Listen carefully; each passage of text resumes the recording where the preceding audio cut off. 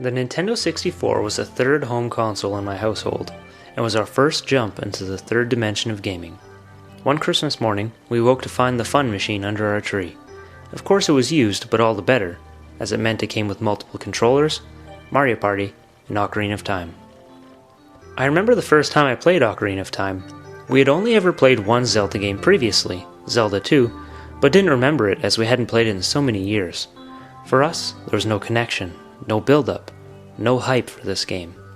It was just an average game, or so we thought.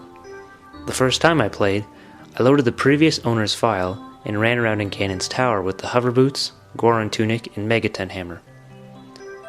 I remember thinking it was weird that this elf guy jumped automatically. After a minute or so, I turned it off and started my own file. The Nintendo 64 was the beginning of a new type of exploration for me. Finding hidden areas was something that I hadn't really experienced anywhere else. Sure, you could do it in 2D games like Mario 3 or Pokemon, but it's just not the same as finding a hidden room or an area like the cave above Jabu Jabu in Ocarina of Time. Nothing can match that feeling of finding a hidden area in its full 3D glory. Perhaps this new sense of exploration was because, with 3D environments, you know there was something on the other side of that building, or something behind that tree, and you want to know what it looks like. There always seemed to be areas just out of reach, seemingly placed there just to taunt you. This system was awesome for multiplayer. My older brother and his large friends would all sit on the floor and play games like Perfect Dark and Conker's Bad Fur Day for hours in wonderful 4-player action. Star Fox's multiplayer was a lot of fun with them as well, especially with all 3 character options unlocked. Even though the person playing on foot would always lose, it was a blast to play. When playing in the R-Wing, we would always break off the wings, hover low to the ground, and joke that we were on ground patrol. Paper Mario was another game that was very important to our family. We played it so much that we actually broke the cart. There were only 3 files and 4 of us, so we couldn't all play at the same time. Something about the world was just so charming and fun, so as soon as one of us was done one file, another one would start one up right away. We went through this phase where we made things out of clay, and one day I made a blue mushroom with multicolored spots and a large Kirby-like mouth. This prompted another mushroom character, another, and another, until we each had our own mushroom village, complete with shops and items all based on Paper Mario, bringing that magic to our everyday lives.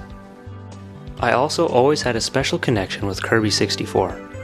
I don't know what it is, maybe the amazingly charming characters and how, though in other games they didn't get along, they come together to eat some fruit and save the solar system.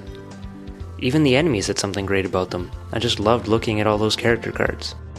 I'm sure the amazing music had something to do with it as well, making it feel like Kirby was on a pleasant morning stroll with pals, and simultaneously on an epic quest. Some of my strongest memories for this system involve playing the 64 kiosk at my local Kmart. When any parents came to that store, their kids would run to that section and politely wait in line to play Pokemon Stadium or Pokemon Snap. For the former, it was an unspoken rule that people would play quick battle, and the loser would go to the back of the line. Everyone was having a good time, but no one talked or even smiled. It was a weird state. One final game I'd like to mention is The Legend of Zelda Majora's Mask, my favorite game of all time. I received this one Christmas, and our family tradition was to open gifts at midnight, play with them for a couple hours, and then pass out from exhaustion. I remember playing the first bit of the game standing in my brother's room playing on his really tiny TV. I was so confused by the save system. I had to save at the owls or nothing else would be saved, but if I loaded my save then it would be erased, and I had to beat the game in 3 days? Of course, I thought they meant 3 days in real life. This being my favorite game, I could go on for hours about it, but I'll just mention one thing. What really struck me is that it was the first game where I legitimately cared about any of the characters. I cared that Madame Aroma couldn't find her son. I wondered what would happen to the Bomber Kids, so oblivious to the threat towering above them. And I felt pity for the swordsman, so brave until his last moments where he is found cowering in his dojo, afraid more than anyone else of the impending doom. And yes, I felt sad for the Skull Kid, not just a villain, but a fragile soul confused by his friend's departure, his feelings of abandon converted by the mask to destruction. I mentioned earlier that the Nintendo 64 was my first experience with 3D environments. It seems so simple now, so commonplace that it's hard to imagine how we couldn't know what it was like. But back then, before I saw Ocarina of Time, I couldn't comprehend what 3D environments in a game were going to be like. Was this like playing in real life? Would it be like looking into another world instead of just an image? Would things pop out at you? Just like the 3DS and its glasses-free 3D, it's hard to imagine what it's like until you see it. And when you do see it, it's hard to remember when we couldn't imagine it. For example, I remember bending down in front of the TV in an attempt to see the back of the emblems in Ocarina of Time, because I thought I could if I just got the right angle. 3D environments are the norm nowadays, and even many 2D games have 3D elements in them. But I'm happy that I started playing video games before this was the norm, so I could experience the birth of that third dimension on the Nintendo 64.